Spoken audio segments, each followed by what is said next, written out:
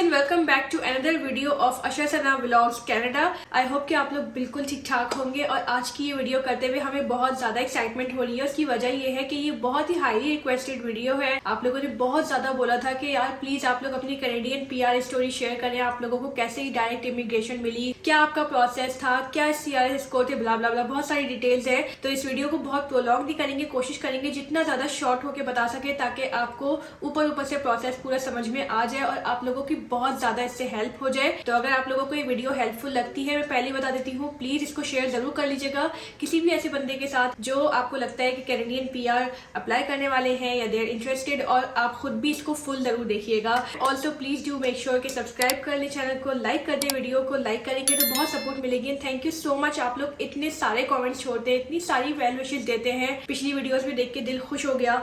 So thank you very much all of you. और अब मैं बताती हूँ आपको सबसे पहली बात कि हम लोगों ने जो कैनेडियन पीआर डाली थी उसकी बैकग्राउंड भी थी। तो अगर आपको बैकग्राउंड देखना हो, लिंक ऊपर आ रहा है, आप वो भी देख सकते हैं। बट फिलहाल हम स्टार्ट करते हैं स्टोरी से। हमारी जो कैनेडियन पीआर हमने डालने का फैसला किया था, date was back in August 2019 and our stream was express entry stream। उसके अंदर जो होती है FSW यानी फेडरल स्किल्ड वर्कर्स स्ट्रीम, हमने वो डालनी थी। And I was my background, जो कि मैं प्राइमरी एप्लीकेंट थी इस पूरी एप्लीकेशन में, मेरा बैकग्राउंड था अकाउंटिंग एंड फाइनेंस का। इसी ऑक्यूपेशन की बेस पे जो मैंने अकाउंटिंग एंड फाइनेंस में पढ़ाई की थी, वर्क एक्सपीरियंस वगैरह सब था, उसी की बेस पे हमारी पीआर हुई और उसमें भी बहुत सारी और डिटेल्स हैं। प्लस मोर इम्पोर्टेंटली ये पीआर हम लोगों ने अपने ओन पे खुद डाली है, खुद तमाम चीजों की रिसर्च करके। We did not take any help of any agent. तो आप लोगों में से बहुत लोग ये पूछ रहे थे कौन से कंसल्टेंट से आप लोगों ने करवाया ये काम। हमने कोई कंसल्टेंट पे इस्तेमाल नहीं किया है। We did our own research on this. तो इसीलिए ये वीडियो आप लोग के लिए और भी ज्यादा हेल्पफुल होने वाली है, बिकॉज इसमें जितनी डिटेल्स है ना, we have experienced on our own. FSW एक ऐसी स्ट्रीम होती है जिसमें आप इमिग्रेशन ले सकते हो बिल्कुल आजाद तरीके से, यानी कि इट्स कम्प्लीटली इंडिपेंडेंट। मीन्स कि अगर आप FSW में पीआर ले लेते हो इस स्ट्रीम में, तो फिर उससे आप कनाडा के किसी भी कोने में जाके रह सकते हो। आपके पास अगर जॉब ऑफर नहीं है कनाडा से, स्पेशली जो लोग ऑफ शोर बैठे हुए होते हैं, बाहर से अप्लाई करते हैं, उनके पास ज्यादातर के पास जॉब ऑफर नहीं होती है,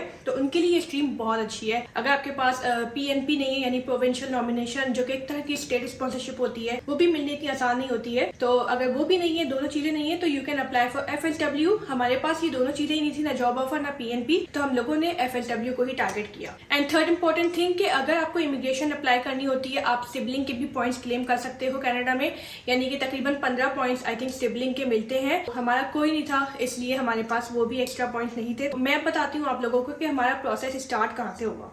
तो इस पूरे प्रोसेस में सबसे पहला जो स्टेप होता है, अगर आप FSW एक्सप्रेस एंट्री या किसी भी तरह की कैनेडियन इमिग्रेशन स्ट्रीम में आप डाल रहे हो अपनी पीआर, तो उसके लिए पहला प्रोसेस ये है कि आपने चेक करना है कि आपका CRS स्कोर कितना है। CRS स्कोर एक ऐसा स्कोर होता है कि जो आपकी स्किल्स, एक्सपीरियंस, एजुकेशन और इंग्लिश लैंग्वेज प्रोफिशिएंसी की बेस पे आपको पॉइंट्स दिए जाते हैं। और कनाडा में जो कि पॉइंट्स स्कोर सिस्टम है, FSW हो या किसी भी तरह की स्ट्रीम हो, उसमें पॉइंट्स के तहत ही आपको जो है वो बेसिकली आपको पूल में डाला जाता है। Once you are in the pool, you have to wait until you get the invitation, क्योंकि आपको एक थ्रेशोल्ड पूरा करना होता है जिसपे गवर्नमेंट इनवाइट्स दे रही होती है। एंड जब आपको इनविटेशन आ जाता है पीआर का उस पॉइंट्स पे पर्टिकुलरली, तो फिर आप पीआर डाल देते हो, अप्लाई कर देते हो। उस इनविटेशन के बिना you can not apply a PR. तो जो CRS स्कोर होता है, दैट्स द फर्स्ट स्टेप। आपको कैसे चेक करना है कि आपका CRS स्कोर क्या है, आप कहाँ जो है वो खड़े होते हो, वे यू स्टैंड आउट और स्टैंड इन, और आपको कुछ और भी अगर करना है मजीद, तो उसके लिए जो लिंक नीचे मैं आपको छोड़ दूंगी डिस्क्रिप्शन में, तो आप उस पर जरूर देख लीजिएगा। अगर आप उसको क्लिक करेंगे, वहां पे डायरेक्ट आपको जो ना गवर्नमेंट की वेबसाइट जो होगी ना प्रॉपर ऑफिशियल, वहीं से आपको पता चलेगा कि CRS स्कोर आपका क्या बनता है। हमारा जो बेसिकली आ रहा था CRS स्कोर 2019 अगस्त में, डेट वॉज जस्ट 350। और मैं जस्ट इसलिए बोलूंगी क्योंकि उस वक्त थ्रेशोल्ड कनाडा की पीआर आने का FSW स्ट्रीम में 473 का चल रहा था, यानी हमें 110-20 पॉइंट्स हमें एक्स्ट्रा लेने थे, which was look like a very impossible thing. It was like a dream, but हम लोग जो है वो हम लोगों ने सोचा कि यार no problem, let's start the process and see कि हम कितना आगे तक पहुंच सकते हैं। तो बैचलर डिग्री हम लोगों ने भेजी WES, जो मैंने बैचलर डिग्री खत्म की थी ऑस्ट्रेलिया से। पहला यही स्टेप होता है कि आप एजुकेशन अपनी क्वालिफिकेशंस भेजो WES को या ECAS। ये दो बहुत फेमस हैं, बहुत अच्छी एजुकेशन असेसमेंट की जो है वो अथॉरिटीज है जो कनाडा के लिए करती हैं। वो बहुत प्रोसेस डिटेल वाला है। अगर आपको उसकी अलग वीडियो चाहिए तो प्लीज कमेंट्स में बताएं। जितने ज्यादा कमेंट्स आएंगे उसको रिक्वेस्ट करने के, तो फिर हम उसकी वीडियो भी आपके साथ जरूर शेयर कर लेंगे। तो आपको कनाडा की इमिग्रेशन अप्लाई करने के लिए जनरल आइल्स चाहिए होता है। मेरे पास एकेडमिक थे बट जनरल नहीं था। तो जनरल जब मैंने अटेम्प्ट किया, I still remember I was very surprise. 2 bands जो 2 कंपोनेंट्स थे उसमें 8 ईच था, और जो बाकी के 2 कंपोनेंट्स थे ऑलमोस्ट उसमें 7.5 या 7 था, ऐसे ही कुछ था। तो इस तरह CLB 9 बन रहा था मेरा, एंड बहुत ही अच्छा स्कोर था। तो उसकी वजह से काफी बड़ा बूस्ट मिला computer based exam. So by this time मेरे पास 2 साल का वर्क एक्सपीरियंस था काउंटिंग में, मेरे पास बैचलर डिग्री हो गई थी एंड आइल्स हो गया था, जिसकी वजह से हमने प्रोफाइल क्रिएट की and obviously as I told you फिर हमारा स्कोर 350 का आया। अशर ने जो बैचलर डिग्री मास्टर्स दोनों ही पाकिस्तान से किया था, तो वो भी अशर ने WES इक्विवेलेंसी के लिए भेजा, जिसके लिए काफी वो भी लंबा प्रोसेस है। तो अगेन डिटेल वीडियो में इंशाल्लाह वो जरूर आपसे शेयर करेंगे कि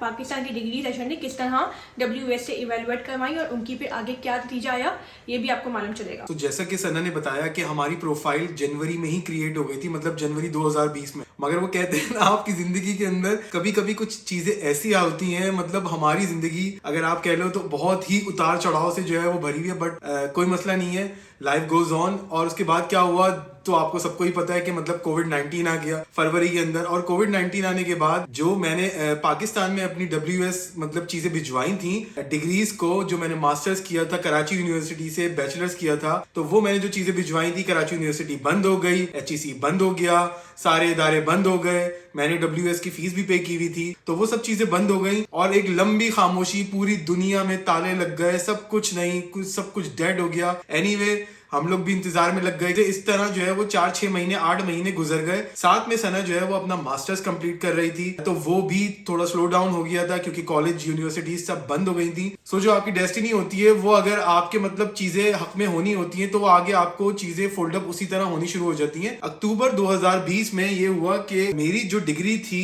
मेरे कजन ने काफी उसमें हेल्प की क्योंकि वो पाकिस्तान में मैंने उसको पावर ऑफ अटर्नी दे दी थी। सो जब मेरी HEC की डिग्री और WS सारा कंप्लीट हो गया तो 2020 में अक्टूबर में मेरे पास WS की एक रिपोर्ट आई। मैं अपनी जॉब पे बैठा हुआ था, लिटरली रात का टाइम था, और मैं मतलब आई वाज शॉक्ड कि उन्होंने जो मेरी पाकिस्तान की डिग्री थी उसको 1 और मोर जो है वो डिग्री मान लिया, 1 और मोर डिप्लोमा मान लिया। मतलब मास्टर्स को उन्होंने बैचलर्स मान लिया और बैचलर को उन्होंने डिप्लोमा मान लिया। जैसे ही मेरी जो है वो डिग्रीज अप्रूव हो गई WS से, तो फौरन मुझे एक तरह की समझ लो मोटिवेशन हो गई और सना ने बोला कि यार फटाफट आप जो है वो अब आइट्स कर दें, क्योंकि मैंने पहले आइट्स कभी जिंदगी में लिटरली नहीं किया था। तो फिर मैं उस तैयारी में लग गया और मैं तैयारी करते करते हम लोगों ने मेहनत की और मेरा CLB 7 आ गया, जो कि 2 में 7.7 था और एक में 6.5 था और एक में 6 था, ऐसा कुछ था, मुझे याद नहीं है। एज अ पार्टनर अगर आप इंक्लूडेड होते हैं तो आपकी प्रोफाइल को काफी बड़ा बूस्ट मिलता है। अगर और ज्यादा आ जाए तो बहुत ही अच्छा होता है, बट इतना भी आ जाए तो भी गुजारा चल जाता है। सो जो डिग्रियां आज तक मेरे लिए समझ लो एक रद्दी का टुकड़ा बनी हुई थी लिटरली, जो अम्मी मेरी कहा करती थी कि यार पढ़ लो काम आएगा। जब मैं ऑस्ट्रेलिया आ रहा था उससे पहले मैंने 2 डिग्रियां कंप्लीट कर ली थी, तो वो पढ़ना था, वाकई में मेरी अम्मी की बात मुझे आज तक याद आती है। वो ही मुझे यहाँ समझ लो कनाडा की PR दिलवाने में बहुत बड़ी मदद की उसने, क्योंकि उसकी वजह से जो है वो 12 से 15 पॉइंट का जो बूस्टअप आया वही हमारी जिंदगी का टर्निंग पॉइंट बना आगे चल के। तो हमें कोविड की वजह से एक और चीज मिल गई, उसमें हमने ये किया कि अपने प्रूफ ऑफ फंड जो कि आपको चाहिए होते हैं 4 लोगों के साथ, एटलीस्ट कैनेडियन गवर्नमेंट कहती है कि 24 से 25,000 कैनेडियन डॉलर्स आपके पास होने चाहिए। अब जब जैसे हम लोग यहाँ आए हैं तो हमें सेटलमेंट फंड की जरूरत होती है, कोई गाड़ी में जाना है, उबर करनी है, कोई Airbnb जाना है, मतलब कोई नया घर लेना है, कुछ भी करना है, तो उसके लिए कैनेडियन गवर्नमेंट कहती है कि आपके पास इतने सेटलमेंट फंड्स होने चाहिए। और उसके लिए आपको जो है वो किसी से पूछने की जरूरत नहीं पड़ती। आप जाएं कनाडा की जो IRCC की वेबसाइट होती है, वहां पे जो है वो अपडेटेड इन्फॉर्मेशन आपको मिल जाती है। उसका लिंक ऑलरेडी सना ने आपको जो है वो डिस्क्रिप्शन में दे दिया होगा, तो वो चीज आपको वहां से मिल जाएगी। साथ ही में सना जो अपना मास्टर्स कंप्लीट कर रही थी, वो मास्टर्स भी अक्टूबर 2020 में कंप्लीट हो गया, और जिस दिन वो मास्टर्स लिटरली कंप्लीट हुआ है, हम लोग की मतलब खुशी का ठिकाना नहीं था। एंड उसी दिन हमने क्या किया, DHL के थ्रू मतलब हम कॉलेज गए, वहां से सारे सर्टिफिकेट वगैरह निकलवाए, वो सब कुछ किया, और फौरन से बेचकर हमने जो है वो दोबारा WS के लिए मास्टर्स को एक्सेस करवाने के लिए भेज दिया। मैं रोजाना चेक करता रहता था। सना कहती थी कि यार अभी तो कोविड चल रहा है, पता नहीं कितना टाइम लगेगा, क्या होगा क्या नहीं होगा, बट मैं हर रोज जो है वो WS वालों को लिटरली मेल करता रहता था कि आपको डॉक्यूमेंट मिले नहीं मिले, क्या हुआ, मतलब कितना दिन लगेंगे, क्या होगा क्या नहीं होगा। तो आखिर तंग आके उन्होंने हमें एक डेट दे दी कि जनवरी 2022 में हम आपको जो है वो आपका आउटकम दे देंगे। तो एनीवे FSW के राउंड तेजी से चल रहे थे, CRS स्कोर नीचे आते जा रहे थे, तो हम लोग सब लोग बहुत ऊपर उम्मीद थे, जिसने जो है वो कनाडा की PR अप्लाई की हुई थी या फिर जो है वो इन्विटेशन का वेट कर रहे थे, तो हम लोग उनमें से थे जो इन्विटेशन का वेट कर रहे थे और मतलब कई सालों से कर रहे थे कि चलो ऑस्ट्रेलिया का नहीं आया तो चलो अल्लाह मालिक है शायद कनाडा का ही आ जाएगा। तो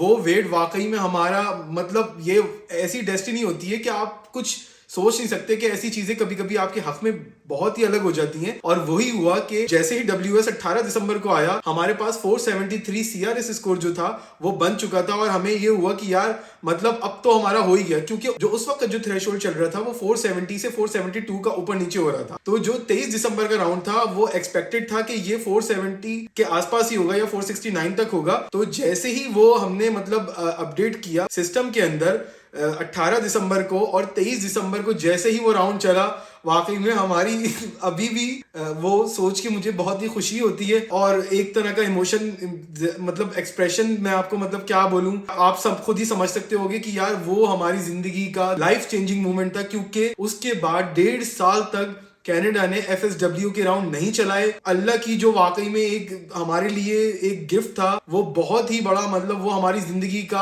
अब टर्निंग पॉइंट बना। और हम मतलब कोशिश करते हैं कि आप लोगों को जो अपनी मोटिवेशनल स्टोरी है उससे शायद आप लोगों को कुछ सीखने का मौका मिल सके, अपनी गलतियों से, अपनी जो है वो सीखने से, अपनी लर्निंग से कुछ भी आप लोगों को ऐसी चीज दे पाएं जिससे आप लोगों की जिंदगी बेहतर हो सके और आप जिंदगी में कभी भी जो आपके ड्रीम्स हैं उसके ऊपर गिव अप ना करें। यही हमारा, मेरा और सना का इस YouTube चैनल को बनाने का हमेशा से मकसद रहा है और आगे भी हम कोशिश यही करते रहते हैं कि आपको अपनी जिंदगी की कोई ना कोई सीख देते रहें। अब इनविटेशन आने के बाद ये जो है वो कहानी खत्म नहीं होती है, एक्चुअली यहाँ से तो स्टोरी शुरू होती है, क्योंकि इसके बाद आपको जमा करने होते हैं वो सारे डॉक्यूमेंट्स जो आपने क्लेम किए हैं अपनी EOI प्रोफाइल में कनाडा के लिए। तो हम लोगों ने ना सिर्फ वर्क एक्सपीरियंस वगैरह, प्रूफ ऑफ फंड्स, हर चीज जो है वो जो हमने बताया था अपनी एप्लीकेशन में, वो तमाम चीजें हमें डॉक्यूमेंटेड प्रूफ एविडेंस देना था, बल्कि और भी इसके अलावा एक्स्ट्रा चीजें होती है जैसे कि पुलिस चेक, PCC जिसको कहते हैं बहुत सिंपल अल्फाज में, तो वो भी हमने पाकिस्तान से भी मंगवाना था, ऑस्ट्रेलिया से भी मंगवाना था, बिकॉज दोनों ही मुल्कों में हम 10-10 साल से मतलब रह रहे थे। इसका भी पूरा अलग ही प्रोसेस है। तो इंशाल्लाह बहुत लोगों ने रिक्वेस्ट की थी उसके बारे में, तो इंशाल्लाह we will share that whole process. अगर आप लोग हमें कमेंट्स में बता दें तो we'll definitely do that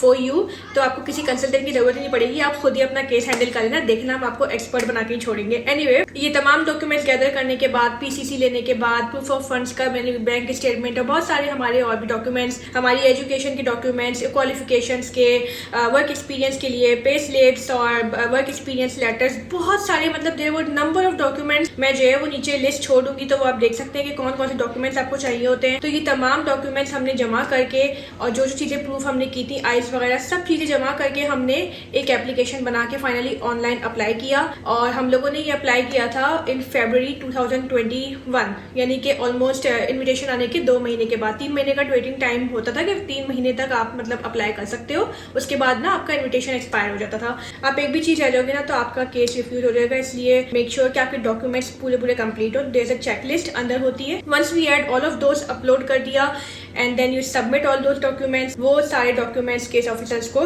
transmit हो जाते हैं। Now you can not do anything with your application and we were given this date कि ये आपका AOR है, यानी कि एक्नॉलेजमेंट ऑफ रिसीट। उसके बाद all you need to do is to just wait. And साथ ही में इसके ज़ाहिर आप एप्लीकेशन अप्लाई करें तो फ्री में तो होगी नहीं, so the fees, visa fees जो आपको पे करनी होती है, मुझे सिंगल्स का नहीं पता, बट हम लोगों ने एज अ फैमिली टोटल पे की थी $3,000, जस्ट $3,000 कैनेडियन डॉलर्स में हम लोगों की जो है वो वीजा अप्लाई हो गया था and that's it, that was the only cost. और इसी के साथ जैसे आपका इन्विटेशन आ जाता है तो हमें ट्राई करना चाहिए कि हम अपना अपफ्रंट मेडिकल एग्जाम भी करवा लें, तो उससे ना केस थोड़ा फटाफट हो जाता है। तो अपफ्रंट यानी कि आप मतलब पहले ही करवा के रख लो, रिक्वेस्ट करने की आपके केस ऑफिसर को जरूरत ना पड़े। तो वो भी हमने करवाया। That was around $1,500 AUD for all of our 4 family members, यानी मैं और अशर, हमारे 2 बच्चे।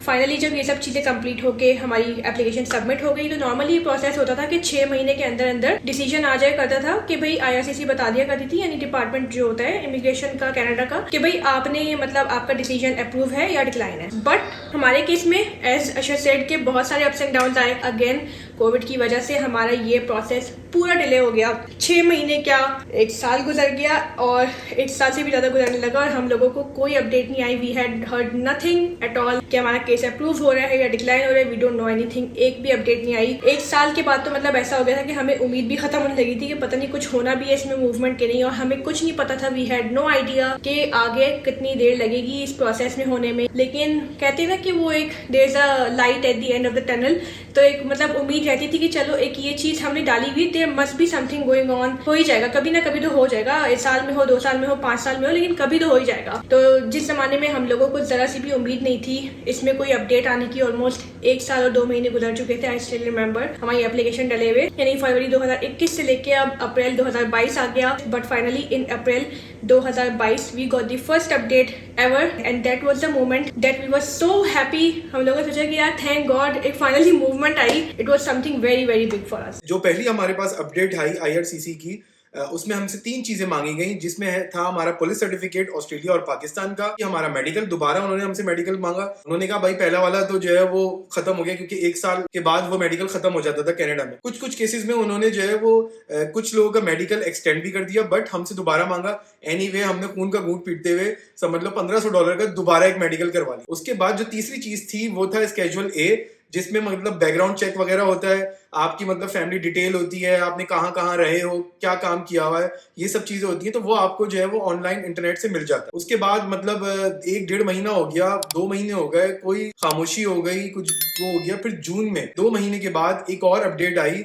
उसमें उन्होंने बोला कि भाई अब आप एक काम करें, एक और चीज दे दें हमें, या तो आप अपनी जो है वो पे स्लिप्स दे दें, या तो 6 महीने की बैंक स्टेटमेंट दे दें। तो अब हम लोगों ने सोचा कि मतलब यार क्यों बेकार में तंग कर रहे हैं, देनी है दे, नहीं देनी यार कोई मसला नहीं है, अगर नहीं हो तो अल्लाह मालिक के देखेंगे उसके बाद क्या करना। हमने कहा यार अपने सना को, क्योंकि सना मेन एप्लीकेंट थी, प्राइमरी एप्लीकेंट, हमारे पास पे स्लिप तो आती थी अल्हम्दुलिल्लाह, क्योंकि हम लोग टैक्स पे काम करते थे। ऑब्वियसली जो हमारे पास सिस्टम में थी PDF, वही हमने जो है वो उसको मर्ज किया सारी पे स्लिप्स को 6 महीने की। वो मतलब एक पूरा प्रोसेस होता है, वो आपको इंशाल्लाह आगे वीडियोस में बताएंगे कि क्या क्या चीजें होती हैं। उसको जो है वो हमने दोबारा उनको सबमिट कर दी। 5 जून के बाद हमें मतलब एक लंबी खामोशी हो गई, क्योंकि वो हमारे लिए हर रोज एक लंबा एक दिन 1 साल के बराबर लग रहा था। हमें हर रोज हम इंतजार करते थे, बट वो 2 जुलाई को वो इंतजार खत्म हो गया। होता ये है कि आपने IRCC को उसकी तरफ से अगर कोई करस्पॉन्डेंस आती है तो आपको आई ईमेल कि भाई आपके अकाउंट में कुछ मूवमेंट हुई है, तो आप चेक करके देख लो। मैंने जब ऑनलाइन उसको चेक किया अपने अकाउंट को, जो हमारा IRCC का अकाउंट था, तो उसमें लिखा हुआ ऊपर ही आ रहा था कि डॉक्यूमेंट्स रिक्वेस्टेड। तो मैंने कहा ओ माय गॉड, मतलब ये क्या मुसीबत है, अब एक और कोई डॉक्यूमेंट रिक्वेस्ट आ गई है।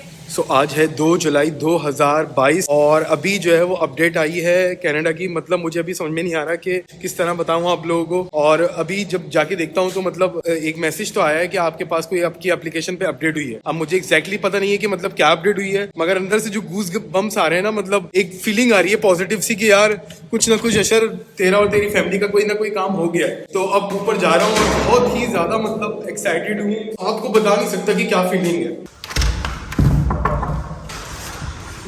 क्या वो चेक किया जो उन्होंने वो आया है, जो मतलब अभी मैंने जो ईमेल तुम्हें बोला था कि ईमेल चेक करो, तो कोई रिक्वेस्ट लेटर आया, तो देखा तुमने क्या है, क्या है, आ गई।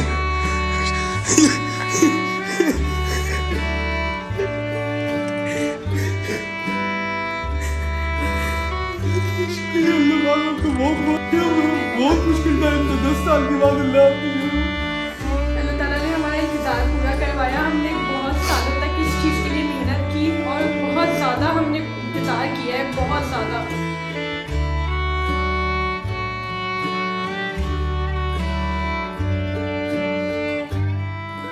तो उसमें जो ना वो माशाल्लाह से हमारे लिए ये खुशखबरी लिखी हुई थी कि this is the passport request. Passport request या PPR वो चीज होती है फाइनली जो कि खुशखबरी होती है, जिसमें आप लोगों को बता सकते हो कि yes my Canadian PR is now approve. Although ये प्रोसेस मतलब समझ लें 99% आपका जो है वो अप्रूव हो चुका होता है। जो अगला स्टेप होता है वो हम आपको अगली वीडियो में बताएंगे कि वो फिर 100% आपको परमानेंट रेजिडेंस दे देता है। बट यहाँ तक जो पासपोर्ट रिक्वेस्ट होती है ना, दैट इज इसका मतलब ये होता है कि आपके डॉक्यूमेंट्स, आपकी एलिजिबिलिटी, आपका मेडिकल एग्जाम, आपका बैकग्राउंड चेक, हर चीज पास हो गई है and now you are eligible to become a permanent residence of Canada. So इस तरह ये पूरा प्रोसेस जो हमने आपको बताया, it was like 2 years long process, जो हमने बड़ी मुश्किल से इस वीडियो में कवर करने की कोशिश की है शॉर्ट में। बट ये पूरा प्रोसेस जो है वो इस तरह गो थ्रू हुआ। 2 साल की जर्नी हमने इस 30 मिनट की वीडियो में किस तरह कवर की है ये हमें ही पता है। This is how it all happened. और इस मोमेंट पे जो है वो हम लोग बहुत ज्यादा हैप्पी थे, क्योंकि ये फाइनल डॉक्यूमेंट था जो हमें चाहिए था। इसके उसके बाद वी वर नाउ 100% श्योर, हम अपनी फैमिली फ्रेंड्स को बता सकते थे कि now we have become Canadian PR